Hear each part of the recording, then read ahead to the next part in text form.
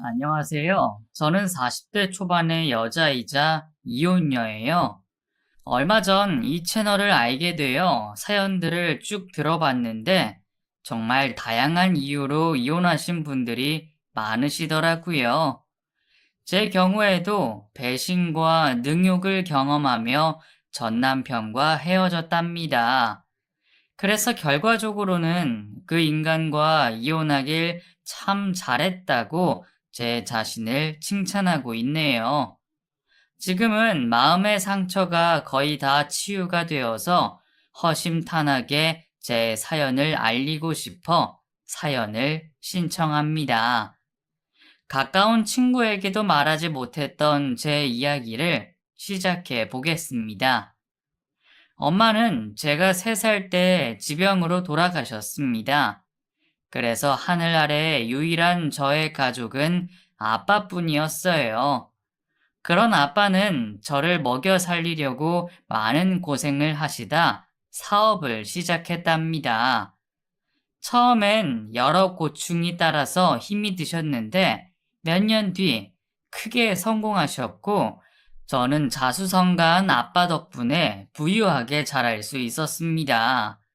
그리고 딸바 보였던 아빠는 일에만 매진하지 않고 저와 많은 시간을 보내며 많은 사랑과 지원을 아끼지 않으셨답니다.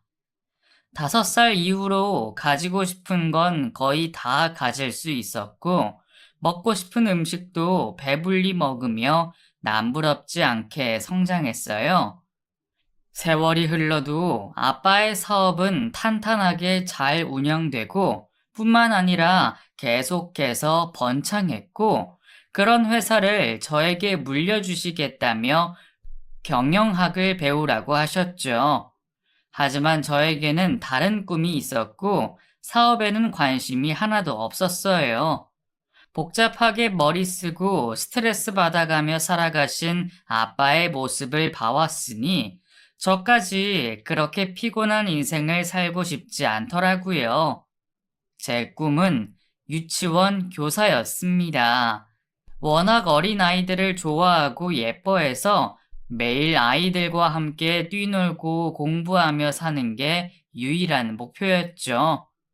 다행히 아빠는 제 의사를 존중해 주셔서 서울에 있는 한 대학의 유아교육과에 진학하게 되었고, 거기서 많은 것들을 배우고 졸업했답니다.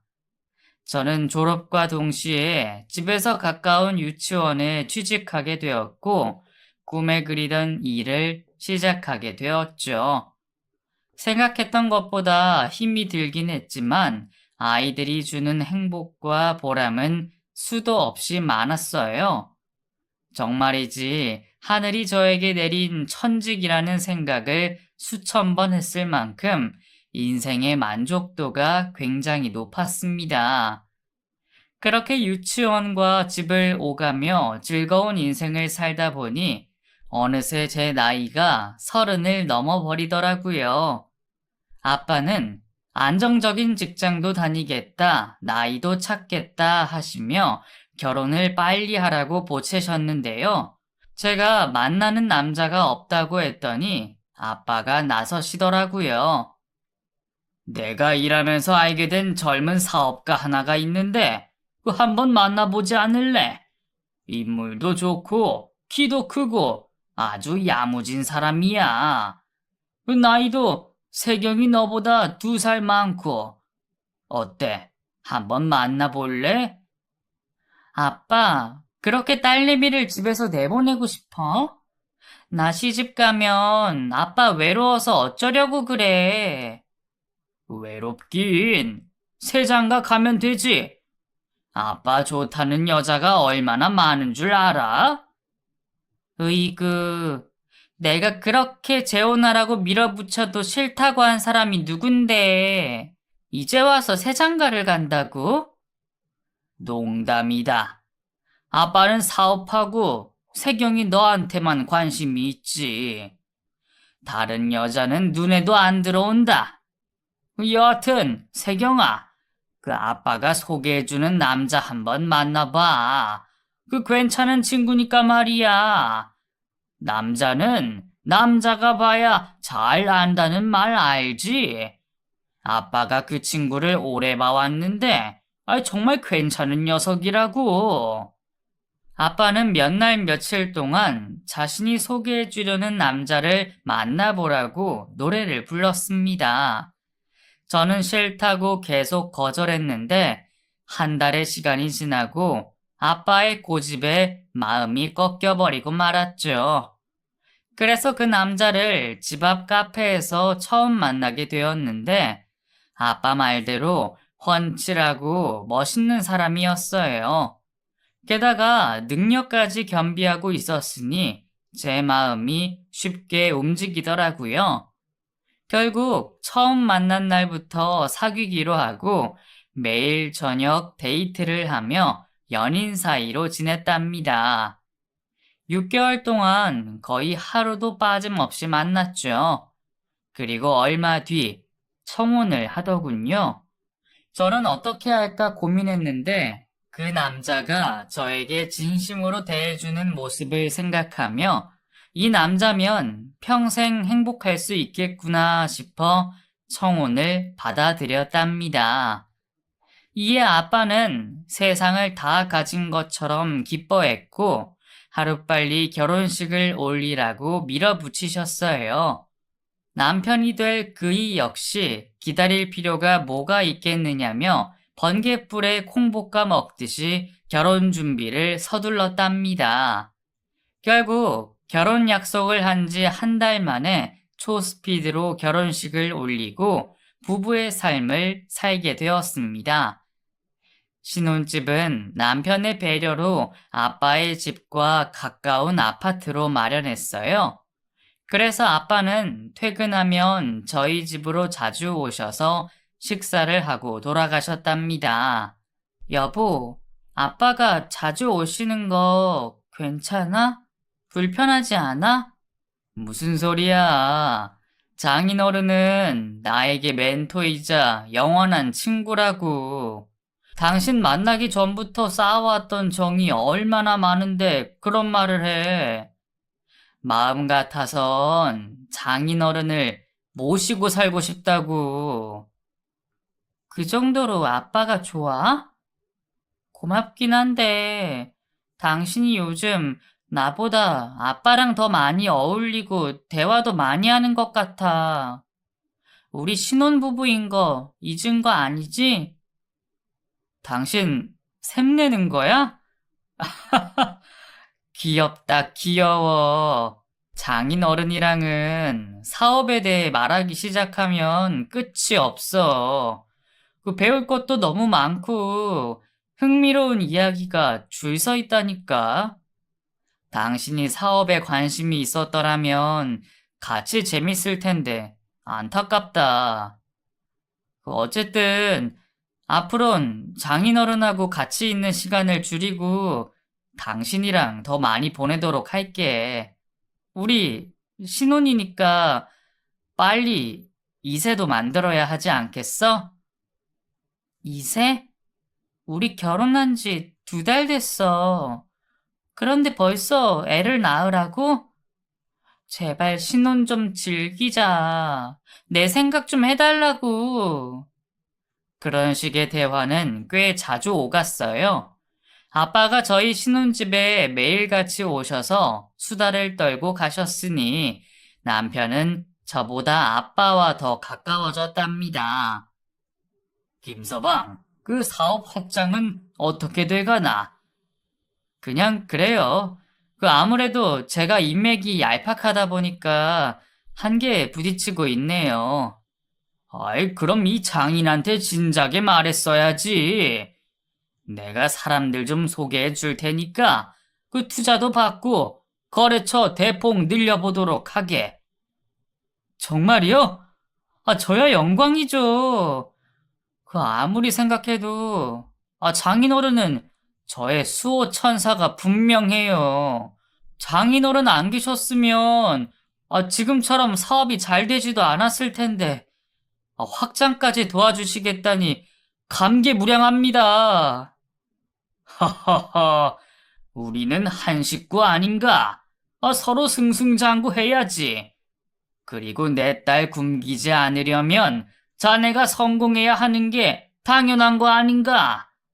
그렇게 남편은 아빠의 도움을 전폭 받아가며 사업을 확장하는 데 성공하며 사무실도 더 큰 곳으로 옮겼고 직원들도 몇 명 더 채용했답니다. 남편은 이전보다 바빠졌고 집에 들어오는 시간도 늦어졌어요. 유치원에서 5시면 퇴근하는 저는 그이가 올 때까지 독수 공방을 해야 했죠. 여보, 지금 12시가 넘었어. 무슨 일을 여태까지 해?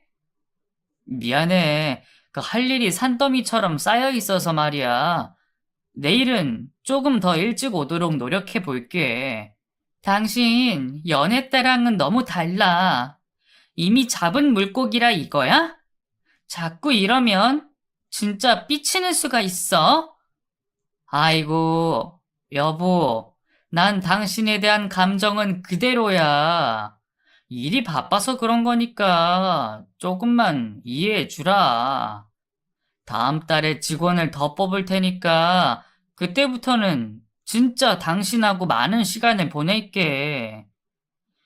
하, 어릴 때 우리 아빠 모습 보는 것 같다. 어쩜 그렇게 우리 아빠랑 판박이냐? 사업하는 사람은 다 그런가?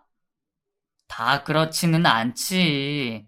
그리고 장인어른이 내 롤모델이니까 비슷하게 보일 수밖에 없지. 장인어른의 사업 방식을 따라하다 보면 나중에 그만큼 성공할 미래가 그려져. 그럼 당신은 남편이 벌어오는 돈을 실컷 쓰면서 살 수 있지. 10년 뒤면 아마 당신이 돈으로 코를 풀지도 몰라. 말이라도 못하면? 하여튼 사업가답게 입에 발린 소린 잘한다니까. 그이는 하루에 4시간을 자면서 굉장히 많은 시간을 일했어요. 옆에서 보고 있는 제가 봐도 대단한 사람 같더라니까요. 그런 노력과 아빠의 도움으로 남편의 회사는 제대로 자리를 잡게 되었습니다. 그제야 그이는 그동안 저와 못했던 데이트를 하는데 시간을 내더라고요. 신혼부부로 1년쯤 지나서야 진짜 신혼이 된 것 같았죠.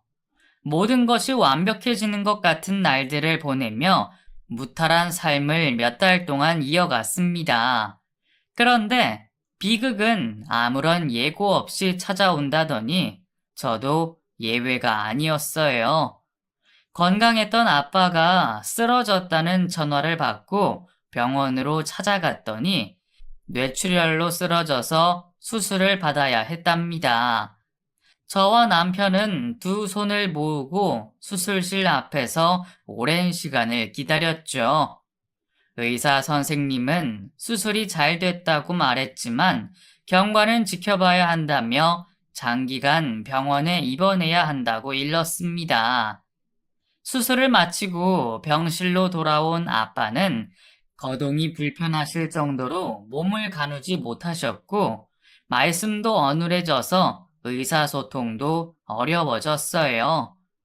그래서 아침부터 오후까지는 간병인을 두고 저녁부터는 제가 아빠 곁을 지켜드렸죠. 그런데 그토록 아빠를 존경한다는 남편은 병원에 코빼기도 보이지 않았습니다. 일이 바쁘다는 핑계를 대며 일주일에 한 번도 올까 말까 할 정도로 아빠에게 관심을 두지 않더라고요. 당신 너무하는 거 아니야? 아빠가 건강했을 때는 오장육부를 다 바칠 듯이 대했으면서 아빠가 아프다고 하시니까 뒷방 노인네 취급하는 거야? 아빠가 당신을 얼마나 보고 싶어 하는 줄 알아? 무슨 말을 그렇게 하냐? 내가 집에서 노는 사람이 아닌데 어떻게 병원에 매일 가겠어? 그리고 장인어른도 날 이해하실 거야. 아마 내가 쓰러졌으면 장인어른도 똑같이 하셨을 거라니까. 말도 안 되는 소리 하지 마. 아빠는 당신처럼 인정머리 없는 분이 아니시거든. 그러니까 멋대로 판단하지 마. 그래, 그래. 알았다. 그런데 내가 병원에 찾아온다고 해서 장인어른이 벌떡 일어나는 것도 아니잖아. 당신도 너무 무리하지 말고, 야간에도 간병인을 쓰는 게 어때? 당신 정말 이렇게 정남이 없는 사람인 줄 몰랐다. 이 다음에 내가 쓰러지면 당신이 어떤 모습일지 저절로 그려진다고. 저는 화를 내며 호소하듯이 남편에게 말했지만 제 말을 귓등으로 듣고 무시해버렸어요. 그이는 한술 더 떠 아예 병원에 오지 않았습니다. 그렇게 아빠의 몸은 더 나빠졌고 딴 사람으로 보일 만큼 말라가고 있었죠. 그러다 얼마 지나지 않아 세상을 떠나시고 말았답니다. 이성을 잃은 저는 아빠의 장례를 치르며 오열과 통곡을 했고 발이 나는 날은 혼절해버리는 바람에 병원으로 실려갔어요. 반면 남편은 아주 태연했습니다. 모르는 사람이 죽은 것처럼 아무런 감정을 느끼지 못하는 것 같았죠. 그렇게 아빠를 떠나보내고 일상으로 돌아왔지만 정신을 못 차리고 오랜 시간을 누워서 지냈어요. 아빠가 운영하던 회사는 임원들이 회의에서 비싼 값으로 다른 업체에 팔기로 결정해서 수십 년 공을 쌓아온 아빠의 열정이 사라지고 말았답니다. 남편은 아빠의 회사가 어떻게 되든 상관하지 않았고 오로지 자신의 사업에만 몰두했어요. 아빠의 회사가 사라져 버리는데 제가 할 수 있는 일이 하나도 없어서 가만히 지켜보기만 했답니다. 돌아가신 아빠께 얼마나 죄송하던지 얼마 동안 아빠가 안치된 납골당에 찾아가지 못했어요. 이럴 줄 알았으면 아빠의 조언대로 사업을 배워둘 걸 그랬나 봐요. 남편과 저와의 사이는 아빠가 병원에 입원했을 때부터 좋지 않았는데 아빠의 회사가 완전히 사라지자 크게 흔들리기 시작했어요. 마치 이젠 지원받을 게 없으니 끝이라도 난 것처럼 저를 완전히 남처럼 대하더라고요. 저는 아빠를 잃었다는 상실감에 말문을 열지 않았으니 저희 부부 사이에는 보이지 않는 벽이 하나 세워진 느낌이었답니다. 여전히 사업에 바쁜 남편은 매일 자정이 지나도록 집에 들어오지 않았어요. 정말 바빠서 그런 건지 저를 보기 싫어서 그런 건지 알 수 없었죠. 당신 요즘도 많이 바쁘네? 하루도 안 쉬고 일하는 거 안 힘들어? 그냥 그렇지 뭐. 사업이라는 게 원래 가만히 쉬는 게 안 되는 거야. 하, 우리가 부부가 맞기는 해? 당신 집에서 잠만 자고 나가는 거 알아? 내가 당신 아내인지 혼자 사는 과부인지 모르겠어. 내가 바쁜 게 하루 이틀이야? 조용히 잠 좀 자게 내버려둬. 아빠 돌아가시고, 아니, 아빠가 아플 때부터 당신 변한 거 알아? 내가 알고 있던 남자가 아닌 것 같아. 제 말에 그이는 냉랭한 태도로 말하며 매서운 눈빛으로 저를 노려봤습니다. 또 왜 그러냐? 장인어른 문병 자주 못 간 게 그렇게 큰 잘못이야? 지난 일 들추면서 사람 짜증나게 하는 이유가 뭔데? 뭐 내가 어떻게 해줄까? 말해봐. 아니야. 내가 괜한 말을 했어. 미안해. 그렇게 남편에게 말을 걸기라도 하면 싸늘한 대답이 돌아왔습니다. 그래서 저희 부부는 필요한 대화 외에는 말하지 않았죠. 한 달 동안 이게 부부인가 싶을 정도로 냉랭한 동거를 이어가자 남편이 정신이 들었는지 웬일로 외식을 시켜주겠다고 연락이 왔습니다. 저는 그이가 화해에 손을 내미려는 것 같아 예쁘게 꾸미고 나갔어요. 그동안 아빠 일로 크게 실망했지만 남편을 용서하고 이해하기로 마음먹었죠. 여보, 웬일로 외식을 하자고 했어? 응. 그동안 우리 사이가 좀, 뭐랄까, 냉랭하고 멀어진 것 같지? 이제라도 바로잡고 싶은 마음이 들더라고. 그리고 사과하고 싶은 게 있어. 장인어른이 아프셨을 때 사위 노릇 못했던 거 미안해. 진심이야. 그래, 사과해줘서 고마워. 당신 말대로 우리 부부 사이를 바로잡을 필요가 있긴 하지. 그럼 사과 받아준 거야? 응. 어색하지만 사과를 해서 그런지 식사하는 내내 기분이 좋았어요. 모처럼 남편과 데이트를 하는 기분을 느껴서 좋았죠.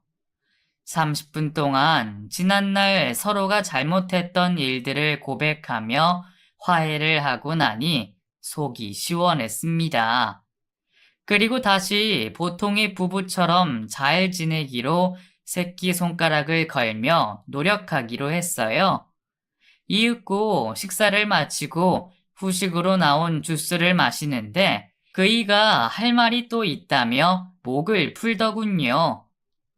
당신한테 부탁 한 가지만 해도 될까? 부탁? 뭔데? 말해봐. 사업 확장하고 잘 되고 있었는데 투자자 둘이 빠지겠다고 하네. 그래서 급하게 돈이 필요해. 혹시 장인어른 사망보험금 얼마나 나왔어? 2억 정도만 빌릴 수 있을까? 뭐? 아빠 보험금을 빌려달라고? 이제 보니까 돈이 필요해서 외식하자고 한 거구나. 화해를 한 것도 당신 사업을 위해서였어. 그렇지? 아니야. 사과는 진심이야. 그리고 때마침 돈이 필요했을 뿐이라고. 그 언짢게 생각하지 말고 이해 좀 해줘.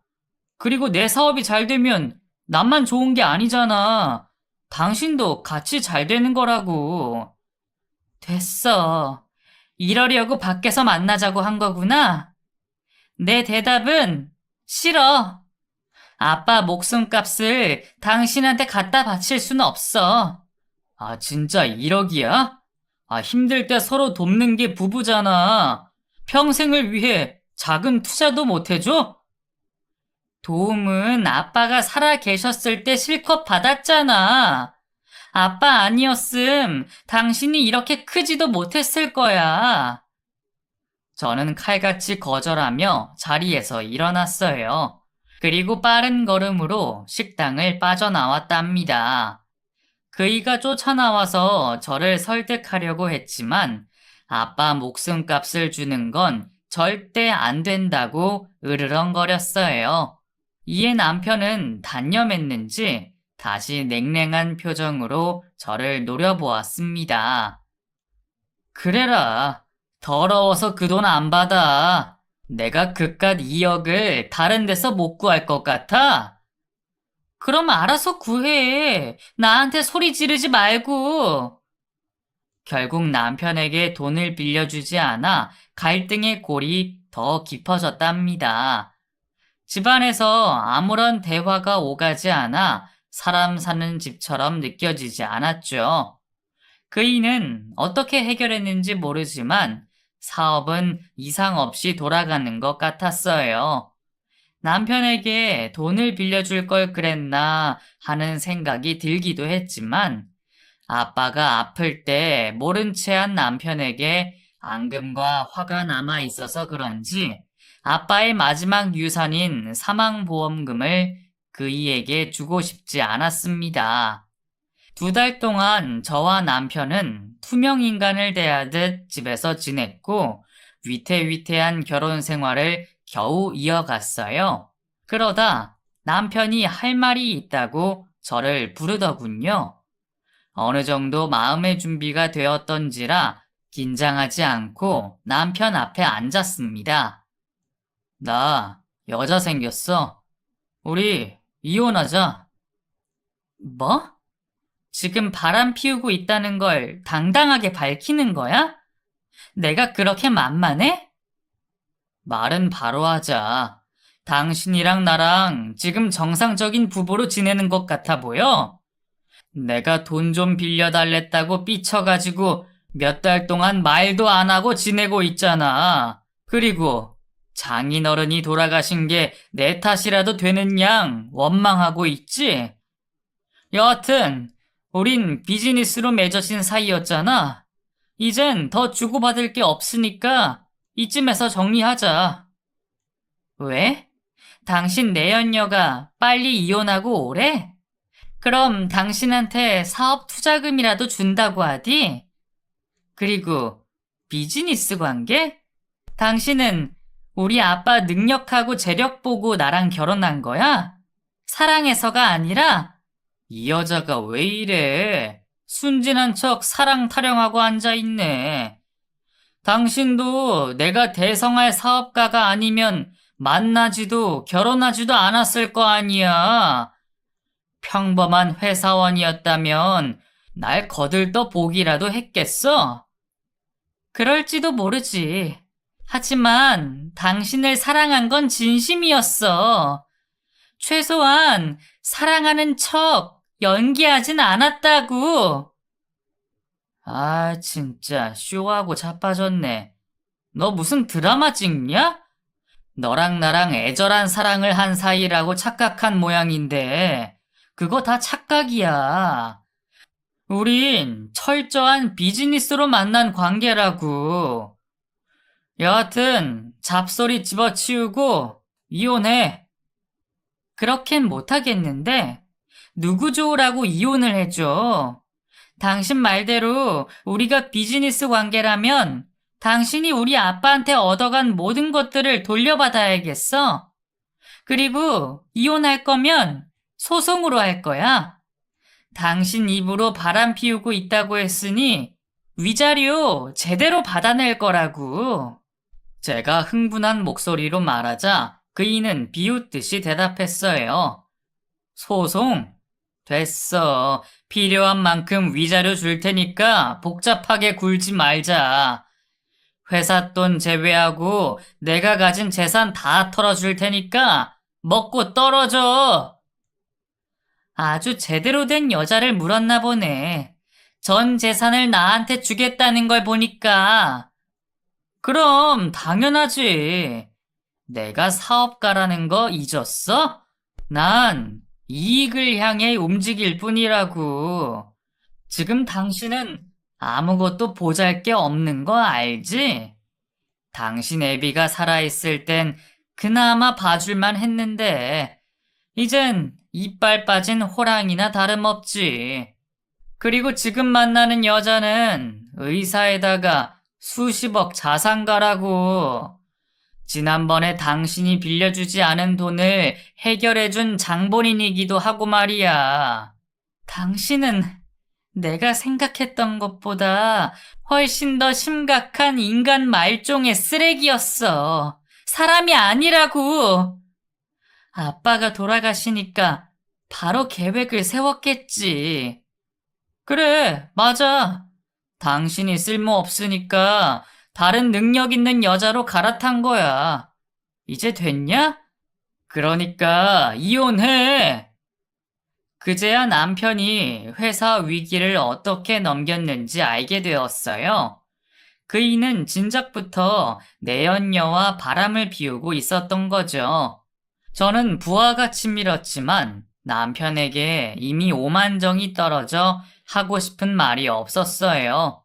그리고 이혼 소송으로 받아낼 위자료보다 더 많은 재산을 주겠다고 하니 그걸로 깨끗하게 정리하기로 마음 먹었죠.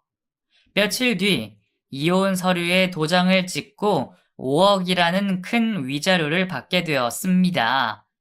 법원에서 모든 걸 해결한 저는 남편에게 마지막 선물로 귀싸대기를 선물해줬어요. 당신 같은 기회주의자는 언젠가 망할 거야. 이 치졸한 자식아. 그래, 고맙다. 마지막까지 정 떨어지는 모습을 보여줘서 아주 고마워. 그리고 유치원 선생 하면서 애들 코 묻은 돈 많이 벌어. 그게 딱 네 주제에 알맞으니까.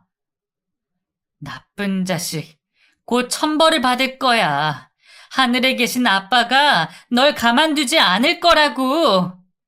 게다가 내가 증오하고 저주할 테니까 곧 끝장을 보게 될 거야.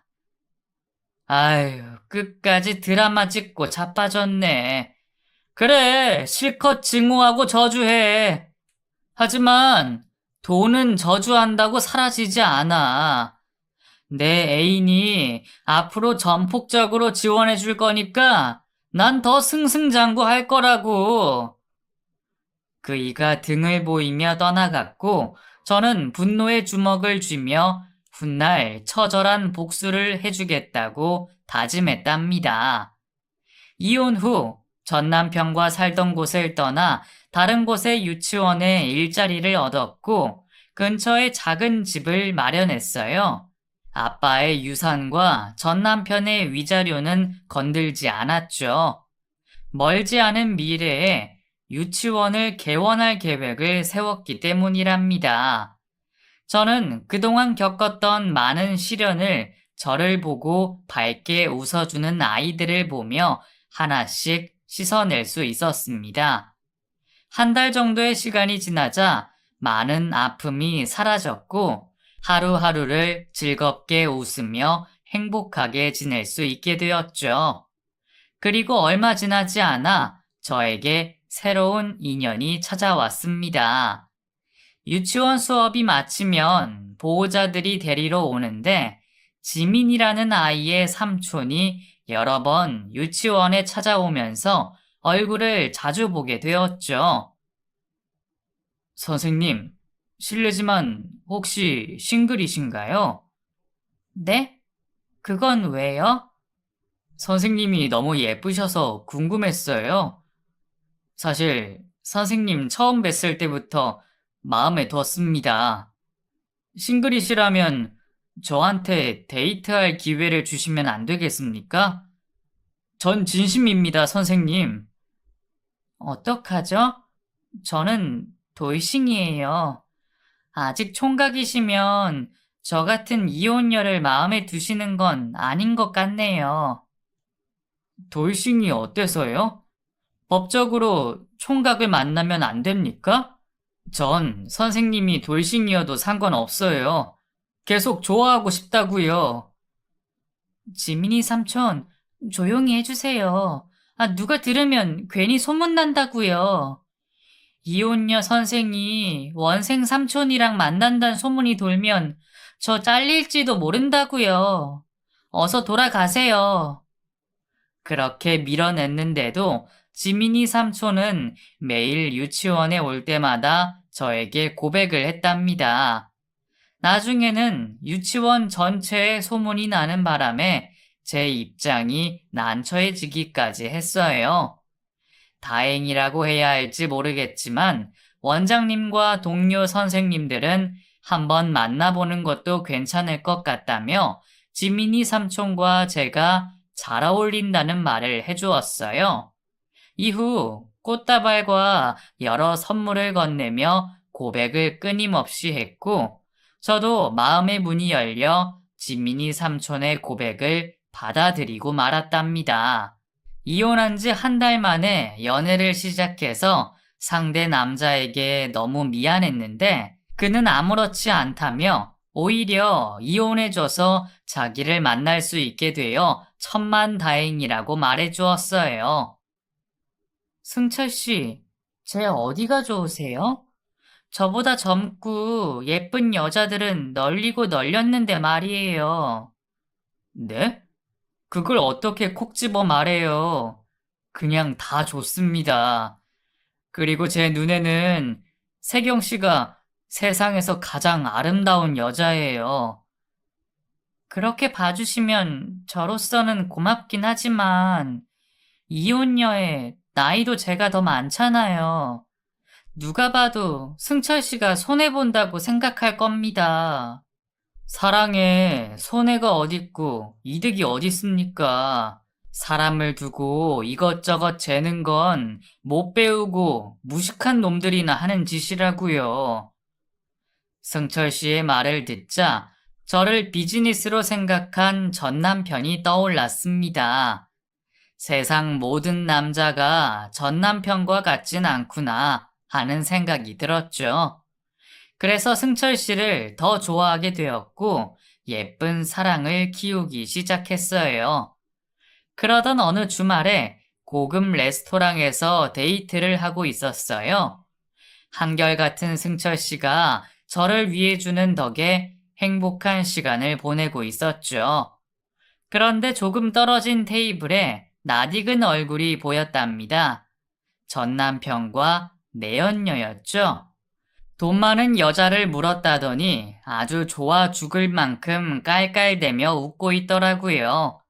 저는 앞에 승철 씨가 있어서 모른 채 식사를 하고 빨리 그곳을 벗어날 생각이었습니다.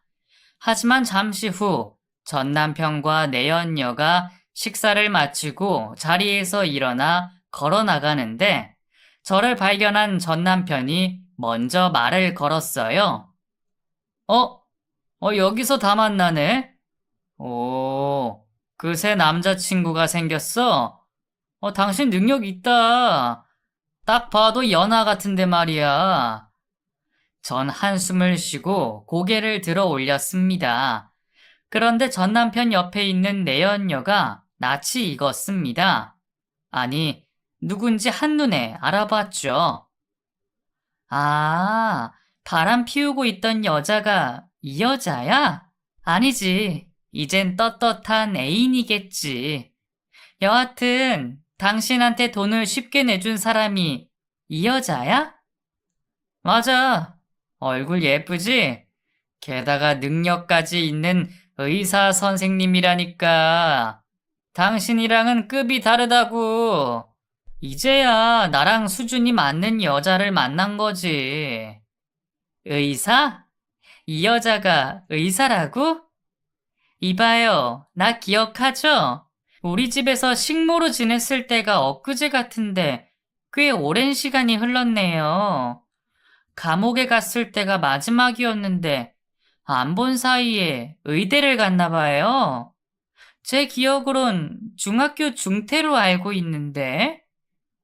제 눈앞에 있는 내연녀는 아빠와 둘이 살 때 저희 집에서 가정부로 일하던 여자였어요. 아빠가 보육원에 봉사활동을 다녔는데 거기서 사고를 하도 많이 쳐서 쫓겨난 여자였죠. 그래서 아빠는 오갈 데 없는 그 여자를 저희 집에 방을 하나 내주고 집안일을 돌보게 했답니다. 처음에는 마음 잡고 일을 곧 잘한다 싶었는데 얼마 못 가 여러 범죄를 저질렀죠. 19이 되던 해에는 폭력으로 재판을 받았고 20살에는 도박과 사기로 기소가 되기도 했어요. 또 얼마 뒤에는 절도를 저질러 감옥까지 가게 되었죠. 그때가 마지막이었는데 이렇게 남편의 내연녀로 다시 만나게 되니 감회가 새로웠어요. 이윽고 내연녀가 시치미를 떼며 저에게 말했습니다. 식모라고요? 살다 살다 식모라는 말을 들을 줄은 꿈에도 몰랐네요. 이봐요. 이 사람이랑 이혼해서 저를 깎아내리려고 하나 본데 사람이 그러면 안 되죠. 어디 말 같지도 않은 소리를 짓거리는 거예요. 어이가 없어서 웃음밖에 안 나오네. 자기야, 재수 없으니까 빨리 나가자. 그러자 남편이 저를 노려보며 당장 사과하라고 일렀습니다. 저는 계속해서 내연녀의 정체를 밝힐까 하다가 끼리끼리 잘 만난 것 같아 모른 체하고 사과의 말을 전했습니다. 아, 제가 사람을 잘못 봤네요. 난 우리 집 식모랑 똑 닮아서 동일 인물인 줄 알았어요. 그런데 강남 출신의 의사라고 하시니 제가 착각한 게 분명하네요. 죄송하게 됐습니다. 그러자 제 앞에 앉아있던 승철 씨가 말문을 열었답니다. 이만 가주시죠. 저희 데이트 중인데 방해됩니다. 전 남편이든 내연녀든 관심 없으니까 빨리 사라져 주세요. 오, 박력 넘치시네. 뭐, 어쨌든 실례했습니다. 제가 괜히 아는 척을 했나 봐요. 그럼 제가 버린 여자랑 오붓한 시간 보내세요. 그 말에 화가 난 승철 씨가 자리에서 벌떡 일어나자 전 남편이 손사래를 치며 흥분하지 말라며 비웃었습니다. 흥분하지 마세요. 그냥 웃자고 한 말입니다. 저희가 사라져 줄 테니까 계속 좋은 시간 보내라고요. 당신 내 눈에 또 띄면 가만두지 않을 거야. 당장 꺼져! 암요. 그러세요. 그렇게 두 년놈은 눈앞에서 사라졌고 저와 승철 씨는 다시 식사를 이어갔습니다. 승철 씨, 기분 상하셨다면 사과할게요. 미안해요.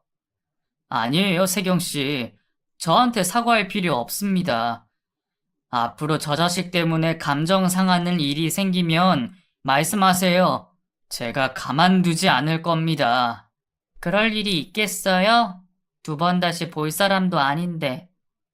저희는 조금 전 상황에 대해 길게 말하지 않고 언제 그랬냐는 듯 즐거운 데이트를 이어갔네요.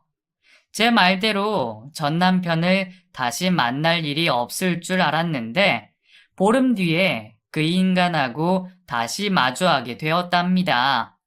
바로 제 유치원 앞에서 말이죠.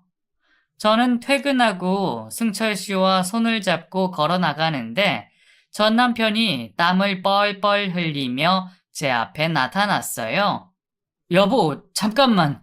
물어볼 게 있어서 찾아왔어. 얘기 좀 할 수 있을까? 저리 가, 이 자식아. 그리고 내 여자한테 여보라고? 이 개자식이 미쳤나?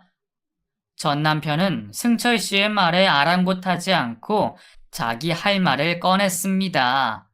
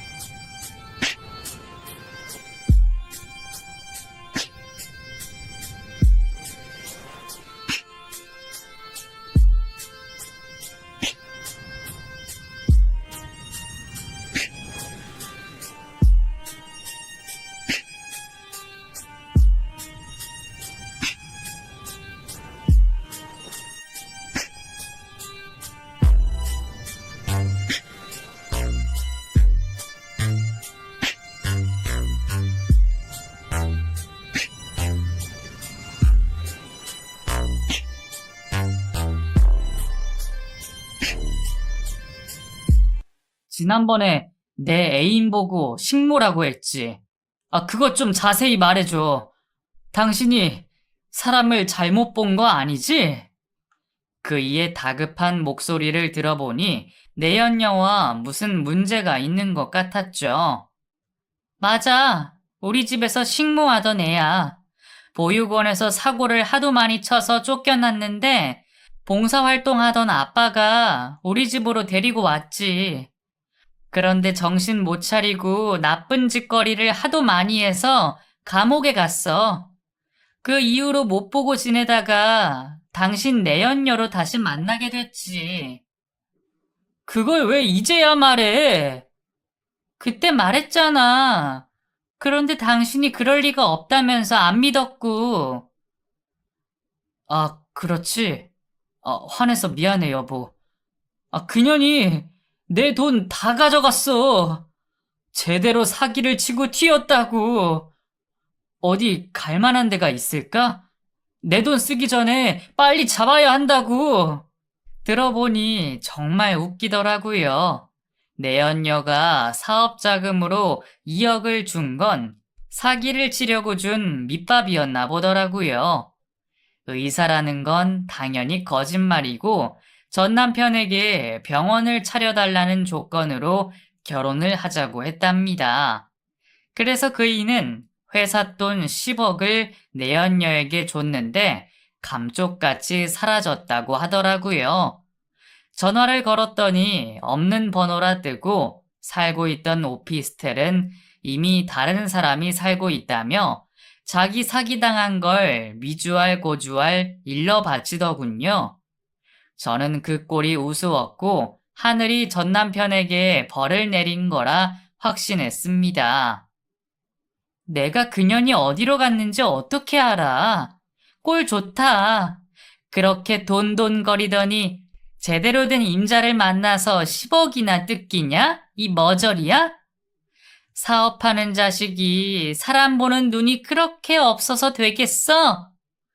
이 모든 게 인과응보야, 멍청한 놈아. 그러자 전 남편이 제 앞에 무릎을 꿇더군요. 여보, 정말 미안해. 당신한테 줬던 상처 진심으로 사과할게. 그래서 말인데, 나한테 받았던 위자료랑 장인어른 사망보험금 빌려주면 안 될까? 이대로 가만히 있으면 내 회사가 공중분해 되게 생겼다고. 우리 다시 시작하자. 이렇게 빌 테니까 용서해주고 받아주라. 허, 이 인간 진짜 어지간히 급한가 보네. 그런데 내가 미쳤냐? 너를 다시 만나게? 그리고 뭐? 위자료랑 아빠 보험금을 빌려달라고?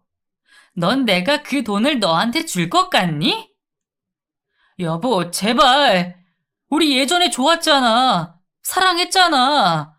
충분히 다시 시작할 수 있다는 걸 당신도 알잖아. 나도 다른 여자를 만났지만 당신도 지금 다른 남자 만나고 있으니까 비긴 셈 치고 제자리로 돌아가자. 전 남편은 어처구니 없는 말을 계속 짓거리며 저와의 재결합을 요구했습니다. 그러자 제 옆에 있던 승철 씨가 분노했는지 표정이 일그러졌어요. 이윽고 승철 씨의 주먹이 전 남편의 얼굴에 강하게 꽂혔습니다. 야, 이 바퀴벌레 같은 놈아! 지난번에 내가 말했지? 내 눈에 다시 띄면 가만두지 않겠다고! 그런데 감히 내 여자한테 돈을 달라고 찾아와? 재결합을 하자고? 이런 나쁜 자식! 승철 씨는 전 남편을 흠씬 두들겨 패줬어요. 그리고 저는 옆에서 구경만 하고 있었죠. 코피가 터지고 눈물 범벅이로 거짓골이 된 전 남편은 끝까지 애원하며 저에게 매달렸답니다. 승철 씨, 그만하세요. 이 정도면 충분해요. 그리고 당신, 내가 천벌받도록 증오하고 저주한다고 했지? 어때? 내 저주 받아보니까 죽을 맛이지? 넌 이제 끝장이야.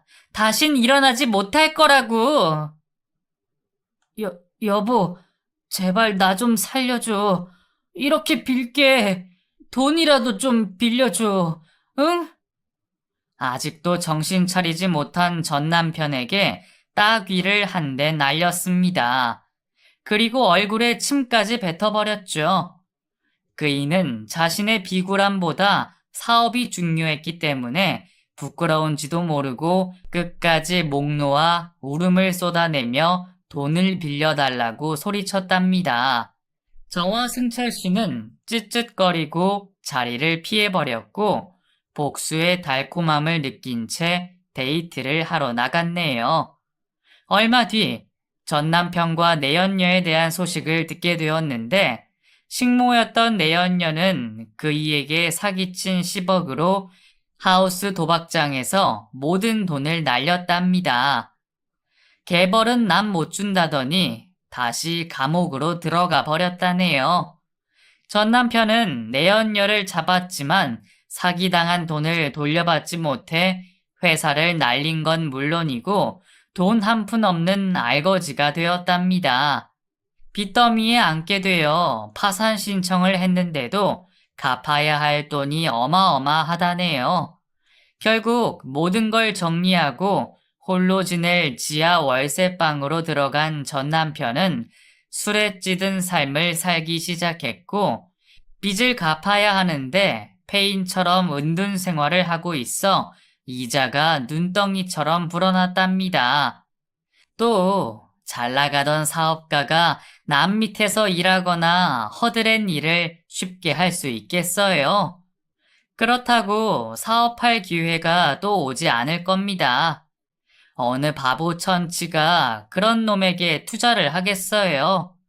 아마 그 인간은 평생 재기하지 못하고 그 지하방에서 벗어나지 못할 겁니다. 과거에 빠진 채 페인으로 쭉 살게 안 봐도 뻔하네요. 이로써 저를 비즈니스로 이용해 결혼하고 아빠의 능력을 쏙 빼먹고 토사구팽한 나쁜 놈은 처벌을 받아 지하 시궁창에서 남은 생을 사는 것으로 끝이 났네요. 그리고 저는 전 남편과 달리 아주 크게 성공하게 되었습니다. 1년 동안 모은 돈과 전 남편이 준 위자료, 그리고 아빠의 보험금을 더해서 유치원을 개원하게 되었어요. 저의 큰 꿈을 이루게 된 순간이었죠. 게다가 아파트 단지 근처에 자리를 잡아서 원생들도 꽤 많이 등록해서 성공적으로 제 사업을 시작하게 되었답니다.